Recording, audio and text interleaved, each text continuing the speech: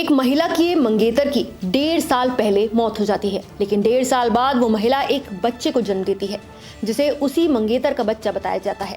आमतौर पर आप सोचेंगे कि ये कैसे संभव है, ये बच्चा उस मरे हुए शख्स का कैसे हो सकता है, लेकिन इस केस में ये बच्चा उसी मृत इंसान का है। कैसे ये संभव हुआ? पीएसआर तकनीक के कारण।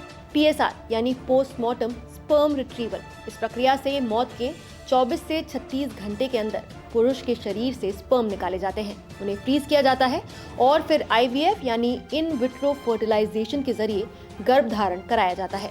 ये मामला इजराइल की 35 साल की डॉक्टर हदास लेवी, जिनके मंगेतर कैप्टन नेतनेल सिल्सबर्ग गाजा में शहीद हो गए थे। मौत के 1.5 साल बाद हदास ने उनके बेटे को जन्म दिया है। हदास का कहना है कि पहला ख्याल ये था कि ये हो ही नहीं सकता, और दूसरा कि मैं उसका बच्चा चाहती हूँ। और आज अपने नवजात बेटे को गोद में लिए हुए वो कहती हैं, मेरे परिवार की शाखा टूटी नहीं, ये बच्चा दुश्मन को मेरा जवाब देगा।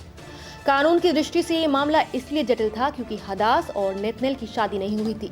इजराइल में मृत व्यक्ति का स्पर्म उपयोग करने के लिए या तो उसकी पूर्व सहमति चाहिए होती है या फिर कानूनी तौर पर यह साबित करना होता है कि मृतक की इच्छाओं के अनुरूप उसका उपयोग किया जा सकता है।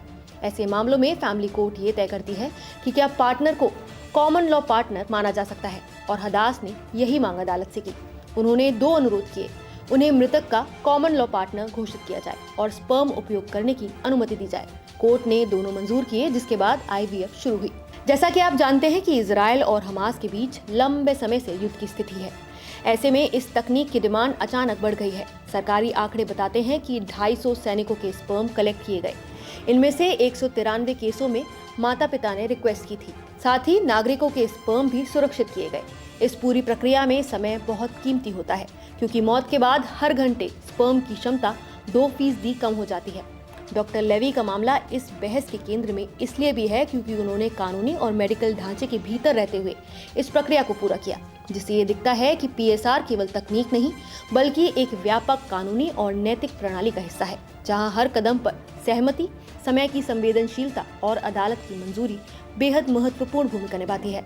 आप इस तकनीक के बारे में क्या कहेंगे? अपनी राय हमें कमेंट करके जरूर बताइए। नमस्कार, मैं हूं मानक गुप्ता। अगर आपको हमारा ये वीडियो पसंद आया हो तो इसे लाइक और शेयर जरूर करें, और हाँ, हमें सब्सक्राइब और फॉलो करना ना भूलें ताकि आप देश और दुनिया की कोई खबर मिस ना करें। तो जुड़े रहिए हमारे साथ और देखते रहिए न्यूज़ 24।